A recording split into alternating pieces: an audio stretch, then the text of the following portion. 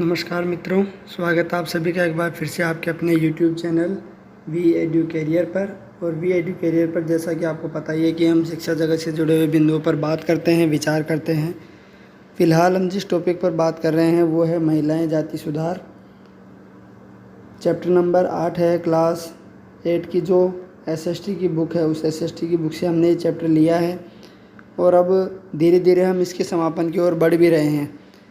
पिछले वीडियो में हमने इस पर जब बात की तो हमने देखा कि शुरुआत में महिलाओं की स्थिति कैसी थी, किन आडंबरों को हमने संस्कृति मान करके अपनाना शुरू कर दिया, हम अपनाते रहे, जिसमें सती प्रथा, बाल विवाह और स्त्रियों को शिक्षा नहीं देना, समाज में वैश्य वर्ण, शूद्र वर्ण, इन सब के बारे में हमने पढ़ा। परिवर्तन की दिशा में उठते हुए कदमों को हमने देखा, जिसमें राजा राम मोहन राय 1772-1833 तक वे रहे। उन्होंने ब्रह्म समाज की स्थापना की, सती प्रथा पर रोक के लिए प्रयास किए और सती प्रथा पर रोक के लिए जब उन्होंने प्रयास किए तो इसमें उनको सफलता प्राप्त भी हुई। ठीक इसी तरह से दयानंद सरस्वती जो हैं, ईश्वर चंद्र विद्यासागर जो हैं, उनके द्वारा भी इस तरह के प्रयास किए गए, जिसमें विधवा विवाहों को लेकर के बात की गई, विधवा विवाह के पक्ष में कानून बनवाने के बारे में बात की गई, लड़कियां स्कूल जाने लगी और महिलाओं के बारे में महिलाएं लिखने लगी। यानी धीरे धीरे परिस्थितियाँ ऐसी बन गई या सुधार इतने ज़्यादा होने लग गए कि महिलाओं की स्थिति के बारे में महिलाएं ही जिक्र करने लगी थी। और अंत में हमने ये पढ़ा था कि किस तरह से 1929 में बाल विवाह निषेध अधिनियम पारित किया गया, जिसमें बताया गया कि 18 साल का लड़का और 16 साल की लड़की का होना अनिवार्य है, वरना वो बाल विवाह माना जाएगा। और बाद में इसी उम्र को बढ़ा करके लड़के की उम्र 21 वर्ष और लड़की की 18 वर्ष कर दी गई। यहाँ तक हम पिछले वीडियो में पढ़ चुके हैं।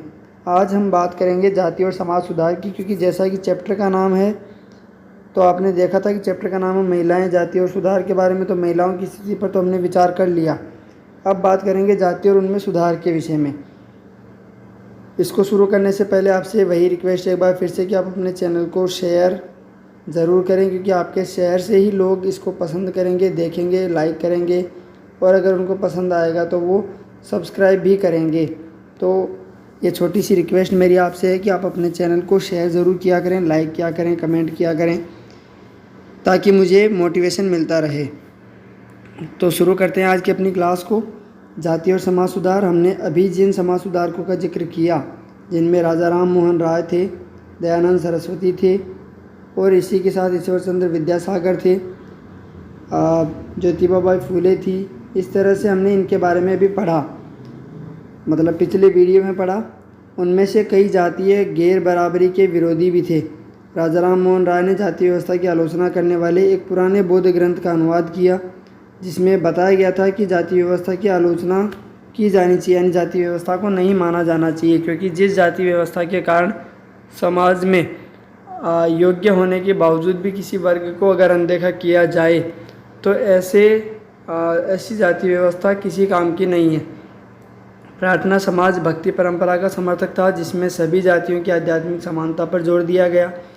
जाति उन्मूलन के लिए काम करने के लिए बम्बई में 1840 में परमहंस मंडली का गठन किया गया। इन सुधारकों और सुधार संगठनों के सदस्यों में से बहुत सारे उच्च जातियों के लोग थे। यानी इस तरह के जो सुधार करवाने वाले लोग थे उनमें निचले वर्ग के लोग नहीं थे कि निचले वर्ग के लोगों ने अपना उत्थान करने के लिए या अपने अधिकार प्राप्त करने के लिए आवाज़ उठानी शुरू की हो, बल्कि उनको उनके अधिकार दिलवाने के लिए, उनके अधिकारों के विषय में उनको जागरूक करने के लिए उच्च वर्ग के लोगों में से लोग सामने आने लगे और प्रयास करने लगे कि समाज में जो भेदभाव वाला रवैया है ये समाप्त हो जाए। गुप्त बैठकों में ये सुधारक भोजन और स्पर्श जैसे मामलों में जातीय कायदे कानूनों का उल्लंघन करते थे, जिससे अपने जीवन में भी जातीय पूर्वाग्रहों और बंधनों से निजात पा सकें। अब बात यहाँ पर आती है पूर्वाग्रहों की। पूर्वाग्रह का मतलब होता है कि हमको जो चीज़ बचपन से सिखा दी जाती है, हमारा रवैया या हमारी सोच उस चीज़ को लेकर के वैसी ही बन जाती है, फिर हम उसमें पॉजिटिव नहीं देखते हैं, सही चीज़ नहीं देखते हैं, बल्कि हम उसी को अपनी परंपरा मानते हुए पूर्वाग्रह से पीड़ित हो जाते हैं। तो ऐसा ही यहाँ पर हमारे समाज में था भी, और इसी बात को लेकर के वे जब इस तरह की बैठकों वगैरह में जाते थे तो ये जो समाज सुधारक थे ये भोजन और स्पर्श के मामलों में जानबूझ करके इन कायदे कानूनों का उल्लंघन करते थे कि इसको नहीं छूना है, उसको नहीं छूना, उसके साथ नहीं बैठना, उसके साथ भोजन नहीं करना है। ऐसे कानूनों को वो जानबूझकर तोड़ते थे ताकि लोगों को उन पूर्वाग्रहों से मुक्ति मिले जिनके बारे में उन्होंने अपनी सोच पहले से बना रखी है। कई लोग ऐसे थे जो जाति आधारित समाज व्यवस्था में होने वाले अन्याय के विरुद्ध थे। 19वीं सदी में ईसाई प्रचारक आदिवासी समुदायों और निचली जातियों के बच्चों के लिए स्कूल खोलने लगे थे। इस प्रकार इन बच्चों को बदलती दुनिया में अपना रास्ता ढूंढने के नए साधन मिलने लगे थे। उसी समय बहुत सारे गरीब लोग शहरों में निकल रही नई नौकरियों की तलाश में गांव छोड़कर भी जा रहे थे। नए कारखानों और नगर पालिकाओं में नई नौकरियां निकल रही थी। अध्याय 6 में आप शहरों के विस्तार के बारे में पढ़ चुके हैं। कल्पना कीजिए कि इससे मजदूरी की कितनी मांग पैदा हुई होगी। मजदूरी की मांग पैदा होने का मतलब जैसे रोजगार विकसित होने लगे। शहरों में नालियाँ बनाई जानी थी, सड़कें बिछानी थी, इमारतों का निर्माण होना था, शहरों को साफ किया जाना था। इसके लिए कूलियों, खुदाई करने वालों, बोझा ढोने वालों, ईंट बनाने वालों, नालियाँ साफ करने वालों, सफाई कर्मी, पालकी ढोने वाले, रिक्शा खींचने वाले, इन सब की ज़रूरत थी। यह श्रम कहाँ से आया, यानी ये जो रोज़गार है ये उत्पन्न कैसे हुआ।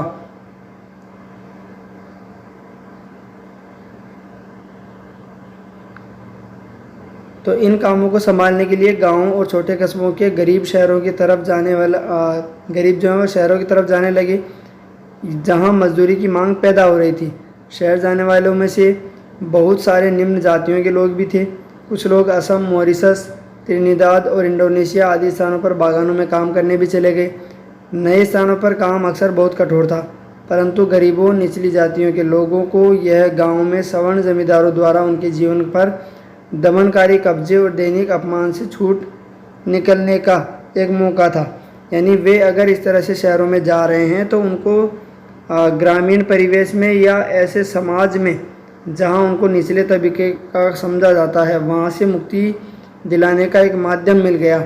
उनको ऐसा लगा कि अगर हम शहर जाकर के काम ढूंढने या दूसरी जगह जाकर के काम करेंगे तो हमारे साथ वहाँ ऐसा रवैया नहीं अपनाया जाएगा जैसा हिंदुस्तान में हो रहा है, जैसा हिंदुस्तानी समाज में हो रहा है। तो ऐसे में वे जानबूझ करके भी ऐसे स्थानों को छोड़ करके जा रहे थे ताकि उनको गरीबी से और निचली जातियों के प्रति हो रहे जमींदारों के द्वारा दमनकारी कब्जे से मुक्ति प्राप्त हो सके। एक कूली जहाज 19वीं शताब्दी का जॉन एलन नामक इस कूली जहाज के द्वारा भारतीय मजदूरों को मॉरिशस ले जाया जाता था, जहां उन्हें तरह तरह के कठोर काम करने पड़ते थे।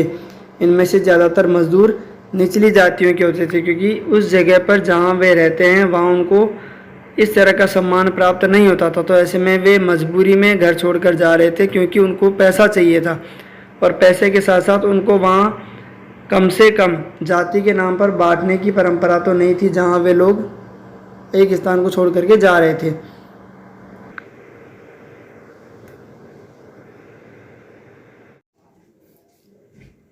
जूते कौन बना सकता है, मतलब यहाँ पर ये बताना चाह रहे हैं कि उस समय जो वर्ण व्यवस्था थी जिसमें निम्न जातियों का नाम लिया गया कि उच्च वर्ग के द्वारा जितनी चीज़ें छोड़ दी जाती थी उन सबको करने का काम किसका, निम्न जाति का।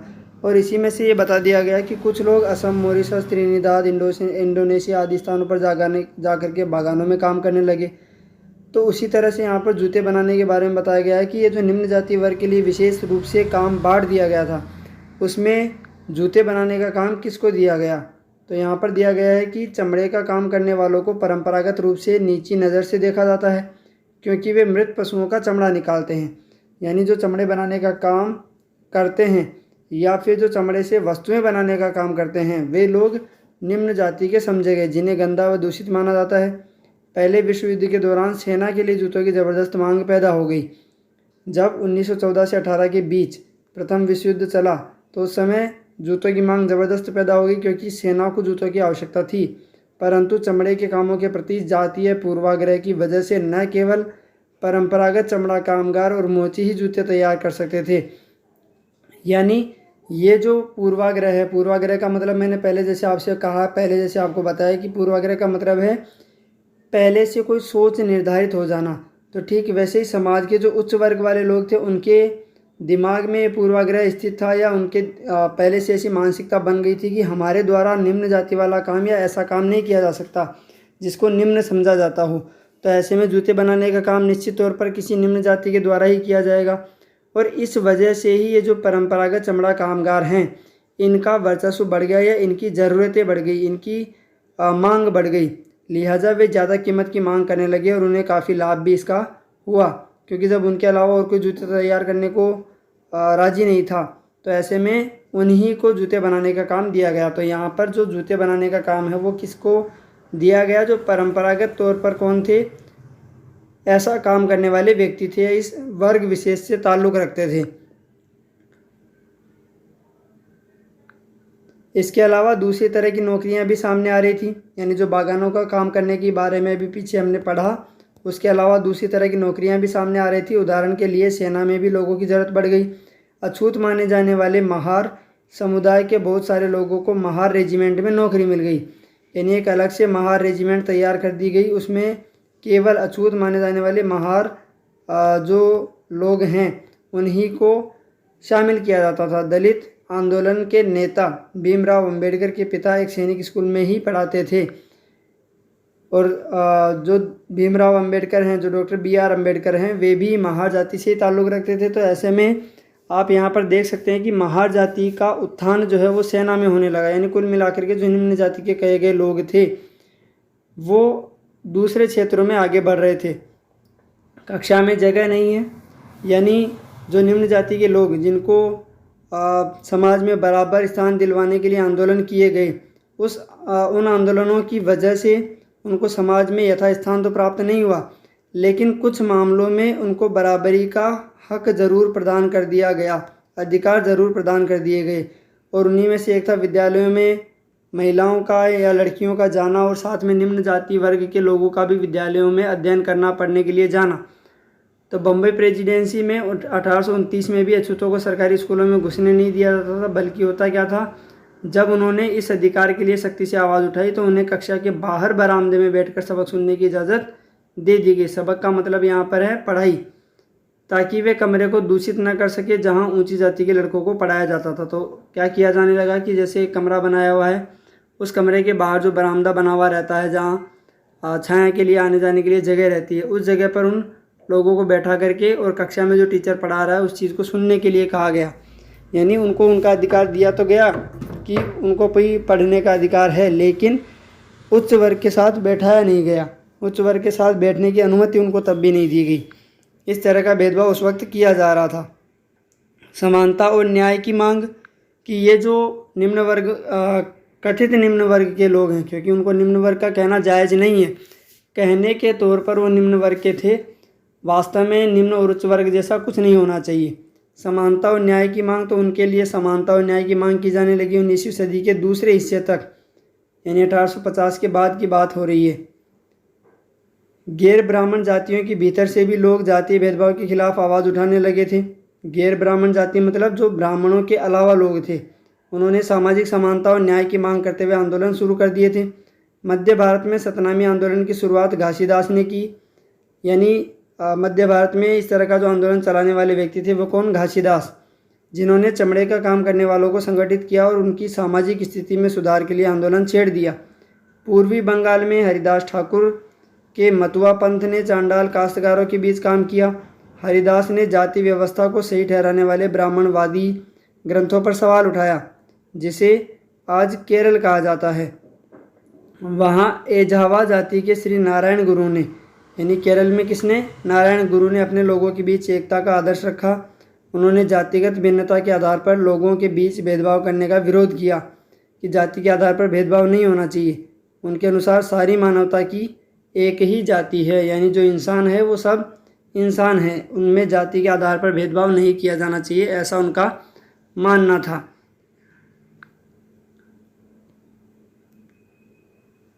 उनका एक महत्वपूर्ण कथन था, ओरु जाति ओरु मतम ओरु देवम मानुष्यान, मानवता की एक जाति, एक धर्म और एक ईश्वर।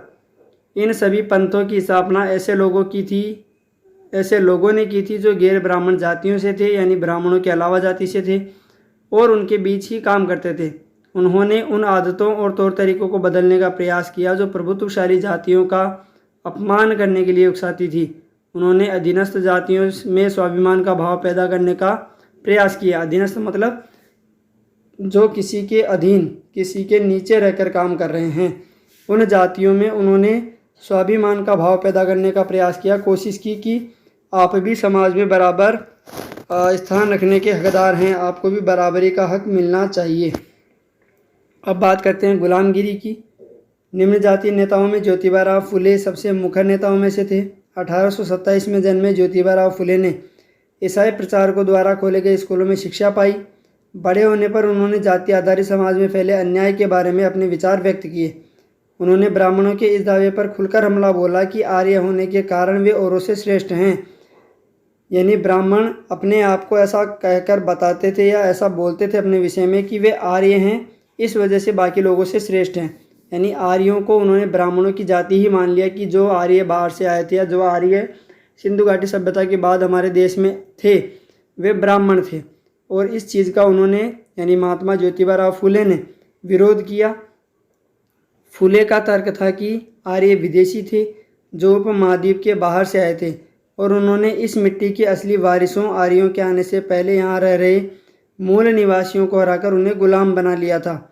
जब आर्यों ने अपना प्रभुत्व स्थापित कर लिया तो वे पराजित जनता को नीच निम्न जाति वाला मानने लगे। फुले के अनुसार ऊंची जाति जातियों का उनकी ज़मीन और सत्ता पर कोई अधिकार नहीं है। यह धरती यहाँ के देशी लोगों की कथित निम्न जाति के लोगों की है।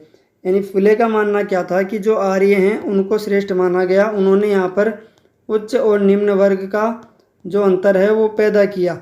और ऐसे में उन्होंने क्या कहा कि जो उच्च वर्ग के लोग हैं जिनको हम आर्य कहते हैं, जो बाहर से आए हुए लोग हैं, उन्होंने यहाँ के कथित निम्न जाति के लोगों की ज़मीनों को हड़प लिया, उन पर अधिकार कर लिया। तो वास्तव में वो जो ज़मीन है वो किसकी है? निम्न जाति के लोगों की। यानी हिंदुस्तान किसका है? कथित निम्न वर्ग का ही है। फुले ने दावा किया कि आर्यों के शासन से पहले यहाँ स्वर्ण युग था। तब योद्धा किसान ज़मीन जोतते थे और मराठा देहात पर न्याय संगत और निष्पक्ष तरीके से शासन करते थे।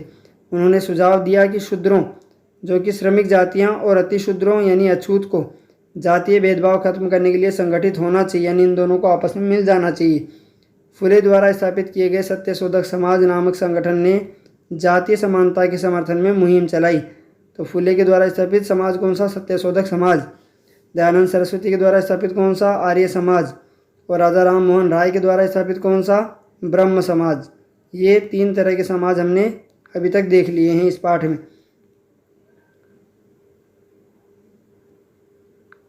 1873 में फुले ने गुलामी नामक एक किताब लिखी, ज्योतिबा फुले के द्वारा लिखित। इससे लगभग 10 साल पहले अमेरिकी गृह युद्ध हो चुका था, जिसके फलस्वरूप अमेरिका में दास प्रथा खत्म कर दी गई थी। फुले ने अपनी पुस्तक गुलामगिरी में उन सभी अमेरिकियों को समर्पित की जिन्होंने गुलामों को मुक्ति दिलाने के लिए संघर्ष किया। यानी अमेरिका में जो गृह युद्ध छिड़ा जिसमें जाति वर्ग विशेष को लेकर के युद्ध हुआ, उसी युद्ध को आधार बना करके महात्मा ज्योतिबा फुले ने गुलामगिरी पुस्तक लिखी। और इस पुस्तक में क्या बताया कि वहाँ पर जिन लोगों ने निम्न वर्ग को ऊपर उठाने के लिए, उनके हक के लिए लड़ने के लिए अपने प्रयास किए, उन्हीं लोगों को समर्पित करके मैं ये किताब लिख रहा हूँ, ताकि उनको देख करके, उस पुस्तक को देख करके, गुलामगिरी पुस्तक को देख करके, पढ़ करके यहाँ के लोगों में भी ऐसा भाव पैदा हो कि हम भी अपने अधिकारों के लिए लड़ें। इस तरह उन्होंने भारत की निम्न जातियों और अमेरिका के काले गुलामों की दुर्दशा को एक दूसरे से जोड़ दिया। जैसा कि उदाहरण से पता चलता है कि फुले ने जाति व्यवस्था की अपनी आलोचना को सभी प्रकार की गैर बराबरी से जोड़ दिया था। वह उच्च जाति महिलाओं की दुर्दशा, मजदूरों की मुसीबतों और निम्न जातियों के अपमानपूर्ण हालात के बारे में गहरे तौर पर चिंतित थे। यानी वे केवल निम्न जाति के विषय में चिंतित नहीं थे, बल्कि महिलाओं की दुर्दशा को लेकर के भी चिंतित थे, मजदूरों की मुसीबतों को लेकर के भी चिंतित थे। कुल मिलाकर के समाज में जिसका भी हनन हो रहा है वो उन सब के लिए लड़ाई लड़ रहे थे। जाति सुधार का यह आंदोलन 20वीं सदी में भी पश्चिम भारत में डॉक्टर भीमराव अंबेडकर और दक्षिण में ईवी रामास्वामी नायकर जैसे महान दलित नेताओं के नेतृत्व में चलता रहा। यानी ये जो प्रयास है ये आगे भी जारी रहा। ऐसा नहीं है कि कुछ समय के लिए ही इसको चलाया गया हो या कुछ समय में ही उनको उनके अधिकार प्राप्त हो गए हों। मंदिरों में कौन जा सकता था, इस विषय पर भी प्रश्न था कि आखिरकार मंदिर हैं किसके, क्या निम्न वर्ग को मंदिरों में जाने की अनुमति है उच्च वर्ग के साथ बैठकर पूजा अर्चना करने की अनुमति है। तो अम्बेडकर एक महार परिवार में पैदा हुए, जैसा हमने पीछे पढ़ा। बचपन में उन्होंने इस बात को बहुत नज़दीक से देखा था कि रोज़ाना की ज़िंदगी में जातीय भेदभाव और पूर्वाग्रह क्या होता है। स्कूल में उन्हें कक्षा के बाहर ज़मीन पर बैठना पड़ता था, जैसा अभी थोड़ी देर पहले हमने पढ़ा कि बरामदे में बैठ करके पढ़ाई करनी है। उन्हें सवर्ण बच्चों द्वारा इस्तेमाल किए जाने वाले नलकों से पानी पीने की इजाज़त नहीं थी। स्कूल की पढ़ाई पूरी करने के बाद उन्हें उच्च अध्ययन के लिए अमेरिका जाने हेतु फेलोशिप मिली, छात्रवृत्ति। 1919 में भारत लौटने पर उन्होंने समकालीन समाज में उच्च जातीय सत्ता संरचना पर काफ़ी लिखा। जब वो अमेरिका से पढ़ करके वापस भारत लौटे तो उन्होंने इस बात पर काफ़ी कुछ लिखा कि भारत में किस तरह से जातीय व्यवस्था फल फूल रही है। सन 1927 में अम्बेडकर ने मंदिर प्रवेश आंदोलन शुरू किया, जिसमें महार जाति के लोगों ने बड़ी संख्या में हिस्सा लिया। ब्राह्मण पुजारी इस बात पर बहुत आग बबूला हुए कि आखिर निम्न जाति के लोग कैसे मंदिरों में प्रवेश कर सकते हैं कि दलित भी मंदिर के जलाशय का पानी इस्तेमाल कर रहे हैं। 1927 से 35 के बीच अम्बेडकर ने मंदिरों में प्रवेश के लिए ऐसे 3 आंदोलन चलाए। वह पूरे देश को दिखाना चाहते थे कि समाज में जातीय पूर्वाग्रहों की जकड़ कितनी मजबूत है। यानी वे इस आंदोलन के द्वारा ये साबित करना चाहते थे, डॉक्टर भीमराव अम्बेडकर ये बताना चाहते थे कि वास्तव में पूरे देश में जाति को लेकर के लोगों की मानसिकता किस तरह की है, लोगों ने इस बात को लेकर के कैसे अपने विचार बना रखे हैं, जिसको पूर्वाग्रह का नाम दिया गया। गैर ब्राह्मण आंदोलन मतलब जो ब्राह्मण जाति से इतर लोग हैं या उसके अलावा जो लोग हैं उनके द्वारा किए जाने वाले आंदोलन। तो 20वीं सदी के आरंभ में गैर ब्राह्मण आंदोलन शुरू हुआ। यह प्रयास उन गैर ब्राह्मण जातियों का था जिन्हें शिक्षा, धन और प्रभाव हासिल हो चुका था। यानी ऐसे लोग जो ब्राह्मण तो नहीं हैं लेकिन फिर भी उनको शिक्षा, धन और एक अच्छा मुकाम हासिल हो चुका था, जो दूसरों के लिए आवाज़ उठा सकते थे। उनका तर्क था कि ब्राह्मण तो उत्तर से आए, उन आर्य आक्रमणकारियों के वंशज हैं जिन्होंने यहाँ के मूल निवासियों देशी द्रविड़ नस्लों को हराकर दक्षिण भूभाग पर विजय हासिल की थी। उन्होंने सत्ता पर ब्राह्मणवादी दावे को भी चुनौती दी। यानी उनका कहना यह था, इन सब लोगों का, गैर ब्राह्मण आंदोलनकारियों का कहना यह था कि ब्राह्मण जो है वो वास्तव में बाहर से आई हुई एक जाति है जिसने यहाँ दक्षिण में रह रहे लोगों को, द्रविड़ लोगों को हरा करके और यहाँ की भूमि पर कब्जा कर लिया। तो फिर उनकी बात को हम क्यों माने। पेरियार के नाम से प्रसिद्ध ईवी रामास्वामी नायकर एक मध्य वर्गीय परिवार में पले बढ़े। अपने प्रारंभिक जीवन में वे सन्यासी थे और उन्होंने संस्कृत शास्त्रों को गंभीरता से अध्ययन किया। बाद में वे कांग्रेस के सदस्य बने, परंतु जब उन्होंने राष्ट्रवादियों द्वारा आयोजित की गई एक दावत में देखा कि वहां बैठने के लिए जातियों के हिसाब से अलग अलग इंतजाम किया हुआ है। यानी कांग्रेस को ज्वाइन करने के बाद, उस समय की सबसे बड़ी पार्टी को ज्वाइन करने के बाद उन्होंने क्या देखा कि कांग्रेस की एक दावत में जातियों के आधार पर भोजन में बैठाने की व्यवस्था की गई है। तो उन्होंने हताश होकर पार्टी छोड़ दी। इस दावत में निम्न जातियों और उच्च जातियों के लिए अलग अलग बैठने का इंतजाम किया गया था। पेरियार के समझ में आ चुका था कि अछूतों को अपने स्वाभिमान के लिए खुद लड़ना होगा।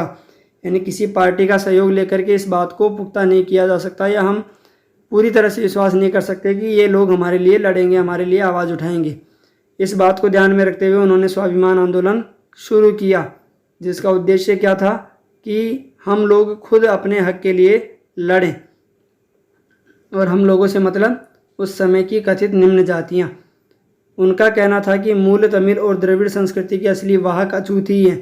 यानी उन्हीं की वजह से आज तक तमिल और द्रविड़ संस्कृति जीवित है, जिन्हें ब्राह्मणों ने अपने अधीन कर लिया है। उनका मानना था कि सभी धार्मिक नेता और मुखिया सामाजिक विभाजनों और असमानता को ईश्वर प्रदत्त मानते हैं, इसलिए सामाजिक समानता के लिए सभी धर्मों से अछूतों को खुद मुक्ति पानी होगी। पेरियार हिंदू वेद पुराणों के कट्टर आलोचक थे। आलोचक मतलब जो उसमें कमियां निकाल करके उजागर करे। तो पेरियार जो है वो वेद पुराणों के कट्टर आलोचक होने का मतलब है कि वो उनमें भी कमियां ढूंढ करके निकाल देते थे, बता देते थे कि इसमें ये चीज़ गलत कही गई है। खास तौर से मनु द्वारा रचित संगीता, भगवद गीता और रामायण के वे कटु आलोचक थे। उनका कहना था कि ब्राह्मणों ने निचली जातियों पर अपनी सत्ता तथा महिलाओं पर पुरुषों का प्रभुत्व स्थापित करने के लिए इन पुस्तकों का सहारा लिया है। यानी वे इसलिए इन वेद पुराणों में नेगेटिव चीज़ें नहीं ढूंढते थे कि वास्तव में ये गलत है, बल्कि वे इनका विरोध इसलिए करते थे क्योंकि उनको ऐसा लगता था कि ब्राह्मण जो लोग हैं उन्होंने इन्हीं पुस्तकों को पढ़ करके और निचली जातियों पर अपना प्रभुत्व स्थापित किया, महिलाओं पर पुरुषों का प्रभुत्व स्थापित हुआ, इसलिए वे इसकी आलोचना करते थे।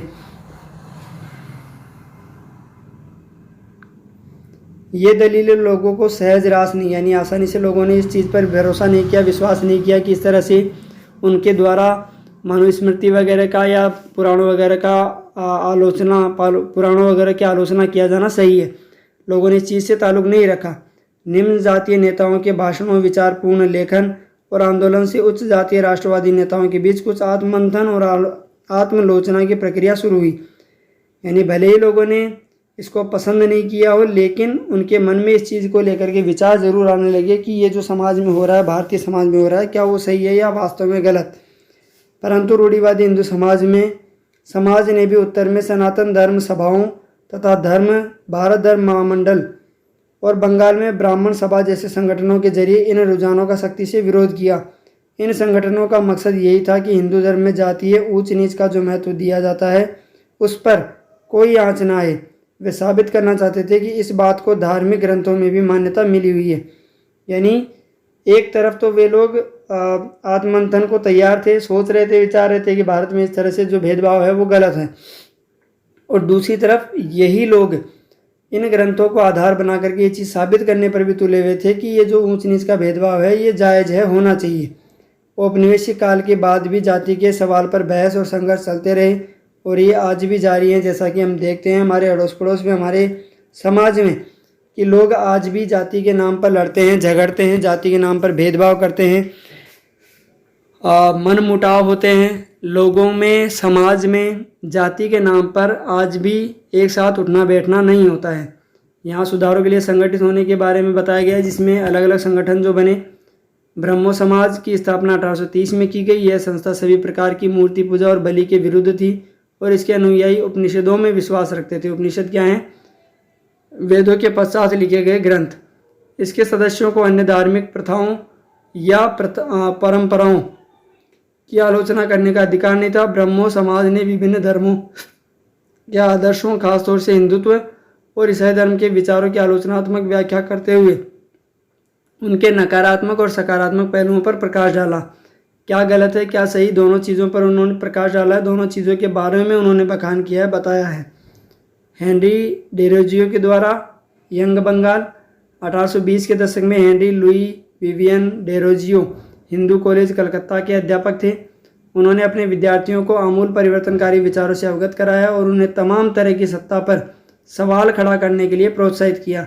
उनके द्वारा शुरू की गई यंग बंगाल मूवमेंट में उनके विद्यार्थियों ने परंपराओं और रीति रिवाजों पर उंगली उठाई, महिलाओं के लिए शिक्षा की मांग की और सोच व अभिव्यक्ति की स्वतंत्रता के लिए अभियान चलाया। रामकृष्ण मिशन और विवेकानंद, रामकृष्ण परमहंस के द्वारा शुरू किया गया। रामकृष्ण मिशन का नाम स्वामी विवेकानंद के गुरु रामकृष्ण परमहंस के नाम पर रखा गया। इससे पहले इनको विविदिशानंद कहा जाता था। यह मिशन समाज सेवा और निस्वार्थ श्रम के जरिए मुक्ति के लक्ष्य पर जोर देता था। स्वामी विवेकानंद, जिनका समय 1863 से 1902 के बीच रहा, जिनका मूल नाम नरेंद्र नाथ दत्त था, उन्होंने श्री रामकृष्ण की सरल शिक्षाओं को अपने प्रतिभाशाली संतुलित आधुनिक विचारधारा में जोड़कर संपूर्ण विश्व में प्रसारित किया। 1893 में शिकागो में विश्व धर्म संसद में उन्हें सुनने के बाद न्यूयॉर्क हेराल्ड ने विवरण दिया। समाचार पत्र का नाम है न्यूयॉर्क हेराल्ड। ऐसे विद्वान राष्ट्र में धर्म प्रचारकों को भेजना कितना मूर्खतापूर्ण है। ऐसे विद्वान राष्ट्र में धर्म प्रचारकों को भेजना कितना मूर्खतापूर्ण है। वास्तव में स्वामी विवेकानंद आधुनिक समय के पहले भारतीय थे जिन्होंने विश्वव्यापी स्तर पर वेदांत दर्शन के आध्यात्मिक गौरव को पुनर्स्थापित किया। लेकिन उनका उद्देश्य केवल धर्म की व्याख्या करना नहीं था। अपने देशवासियों की निर्धनता और दुर्दशा से उन्हें अतिशय दुख हुआ कि हमारे पास इतनी अथाह सामग्री होने के बावजूद हम लोग कहाँ जाति प्रथा में अटके हुए हैं।